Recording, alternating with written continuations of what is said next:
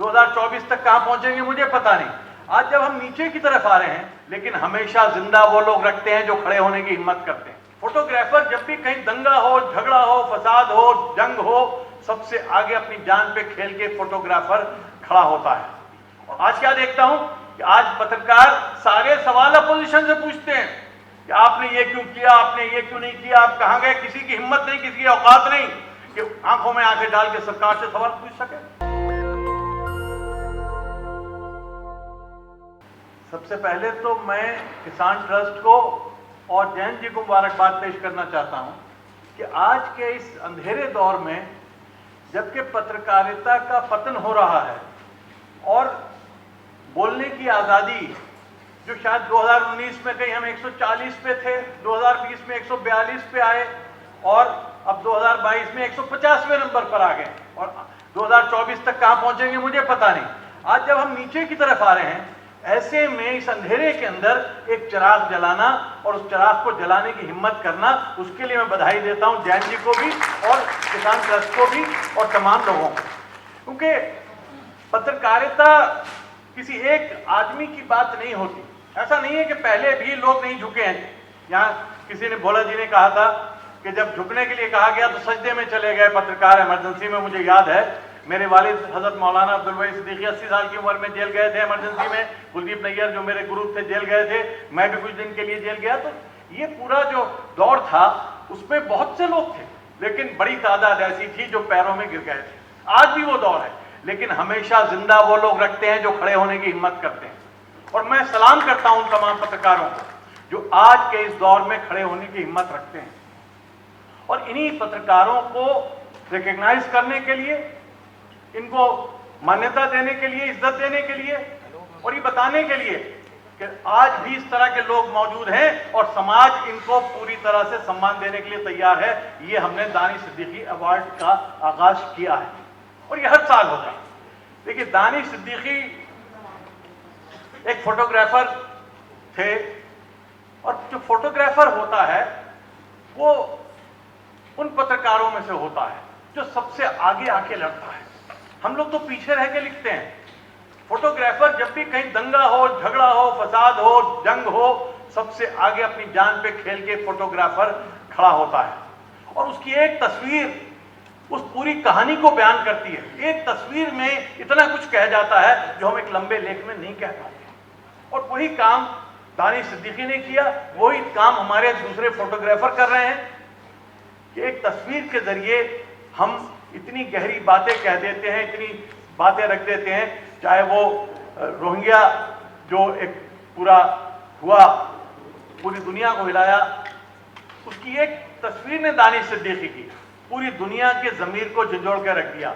आप में से जो पुराने लोग होंगे उन्हें याद होगा कि वियतनाम युद्ध के बीच एक तस्वीर थी, एक बच्ची जो नेपाम बम गिरने के बाद भाग रही है, उसके जलती हुई नंगी बिल्कुल 10-12 साल की बच्ची भाग रही है। उस तस्वीर ने पूरे अमेरिका के ज़मीर को झिझोड़ कर रख दिया था और यूनिवर्सिटियों में, कॉलेजों में, सड़कों पे लाखों लोग निकल आए थे और वियतनाम जंग का रुख बदल दिया था एक तस्वीर ने। उसी तरह से दानिश सिद्दीकी जैसे फोटोग्राफर की एक तस्वीर, चाहे वो लॉकडाउन के बीच में हो, चाहे वो दिल्ली के दंगों के बीच में हो, 1-2-3 तस्वीरें लोगों के ज़मीर को झंझोड़ कर रख देती हैं। जो हमारे लेख नहीं कर पाते, जो कलम नहीं कर पाते, वो तस्वीर कर देती है। इसलिए दानिश सिद्दीकी को आज हम एहतराम करते हैं। उनको अगर हम उनके रिकॉग्नाइज कर रहे हैं तो वो इसलिए भी कर रहे हैं कि हम हर उस फोटोग्राफर को रिकॉग्नाइज करना चाहते हैं जो अपनी जान पे खेल के ये काम करता है पूरी दुनिया के अंदर। और अगर आप देखेंगे मरने वाले पूरी दुनिया में, जख्मी होने वाले युद्ध में सबसे ज्यादा कौन होते हैं? ये फोटोग्राफर होते हैं। लेखक उतने नहीं होते, पत्रकार जितने के फोटोग्राफर होते हैं।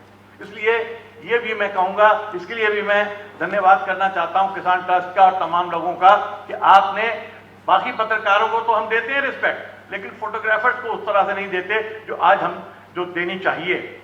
बहरहाल दानिश सिद्दीकी का काम भी ऐसा है।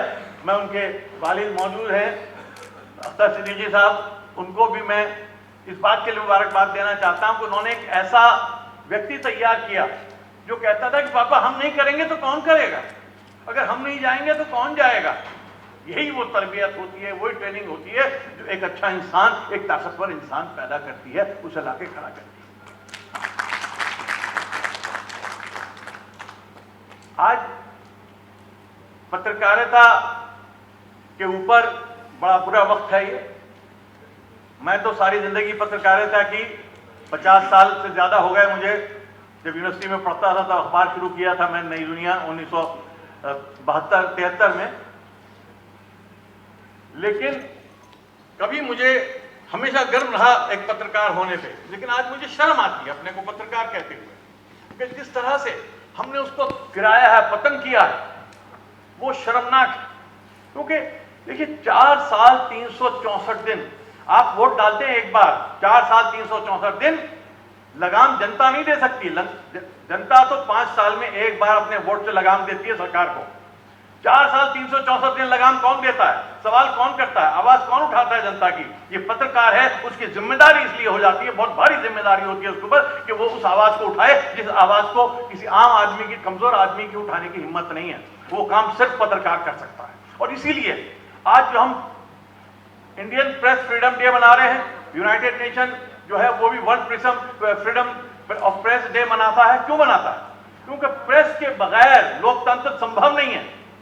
और प्रेस कैसा? इंडिपेंडेंट। और इंडिपेंडेंट कैसा? हिम्मत वाला। हिम्मत वाला कैसा? कि जो आगे बढ़ के हौसला रखता हो, आंख में आंख डाल के, बड़े से बड़े ताकतवर जो हुक्मरान है उसकी आंखों में आंखें डालकर बात करने की हिम्मत रखता हो, तो वो पत्रकार है। जो ऐसा करने की हिम्मत नहीं रखता, मैं कहूंगा बहुत एहतराम के साथ कि वो पत्रकार नहीं हो सकता।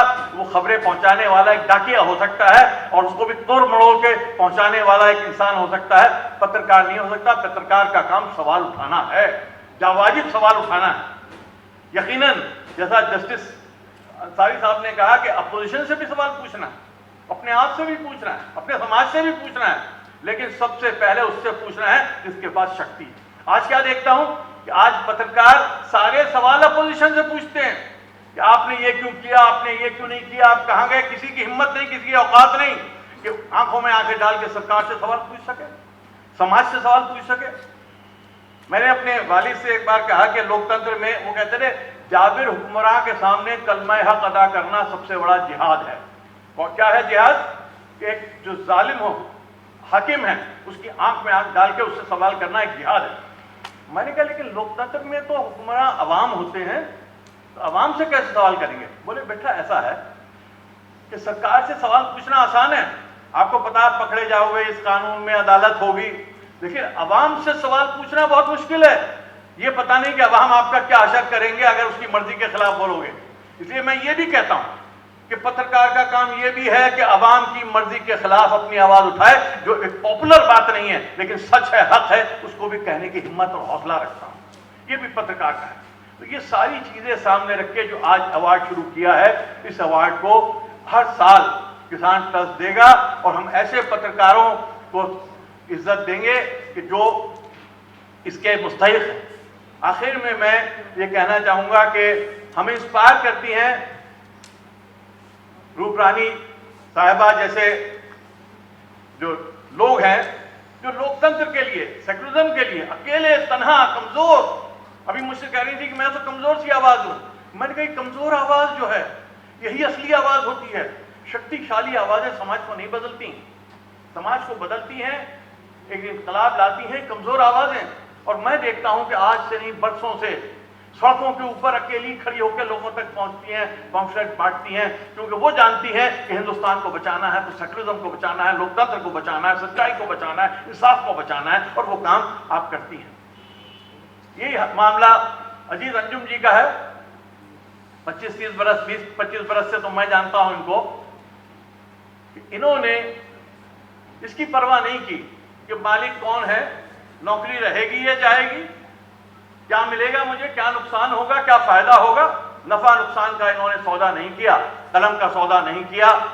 इन्होंने जो बात सही समझी वो कही, चाहे अपनों के खिलाफ हो, चाहे दूसरों के खिलाफ हो। इसलिए मैं सलाम करता हूं इनको और इन जैसे पत्रकारों को। और मैं एक बात और कहूंगा, एक हफ्ते में इनको 2 अवार्ड मिले, 2 अलग अलग ज्यूरी, जिनको पता नहीं था। यहां पे इरफान साहब बैठे हैं, इनको नहीं मालूम था कि इनको जो है कुलदीप नैयर अवार्ड भी मिलने वाला है। और उनको नहीं मालूम था कि हम ये अवार्ड देने वाले हैं।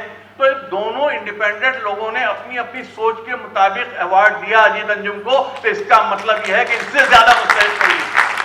इसका मतलब सबने ये समझ लिया कि यही जो है आदमी ये इस लायक है कि उसको अवार्ड मिलना चाहिए और आज़ादी का एक कारवां जो है ये आगे बढ़ना चाहिए, पत्रकारिता का, सहाफत का एक कारवां आगे बढ़ना चाहिए। और जो नौजवान बच्चा बैठा है अदनान, ये उसी काम को आगे लेके बढ़ा है कि जो दानिश सिद्दीकी ने शुरू किया। और इन जैसे बहुत सारे फोटोग्राफर्स में मैं तो बचपन से देखता आया, मेरा जन्म ही अखबार के दफ्तर में हुआ था बल्ली महारान में, तो मैंने बहुत फोटोग्राफर्स को देखा है। लेकिन ये अब नौजवान जो आए हैं, इनके पास टेक्नोलॉजी भी है, इनके पास सारी चीजें मौजूद हैं, लेकिन सबसे बड़ी जो चीज इनको चाहिए, जो आज है नौजवानों में नजर आ रही है, वह हिम्मत, हौसला और हक बात को कहने की हिम्मत। तो इसके साथ ही मैं मुबारकबाद देता हूं इन तीनों लोगों को जिनको अवार्ड दिया गया है, और मुबारकबाद देता हूं ज्यूरी के लोगों को जिन्होंने बहुत सही फैसले किए हैं, और तमाम जो यहाँ लोग मौजूद हैं, बहुत बहुत शुक्रिया। खुदा हाफिज। नेशनल दस्तक की आपसे गुजारिश है कि अगर इसको बचाना चाहते हैं तो नेशनल दस्तक को सब्सक्राइब करने के लिए रेड कलर के सब्सक्राइब बटन को दबाएं, फिर बेल आइकन की घंटी दबाएं। नेशनल दस्तक को बचाने के लिए बहुत जरूरी है कि हर खबर को शेयर करें, लाइक करें, कमेंट जरूर करें।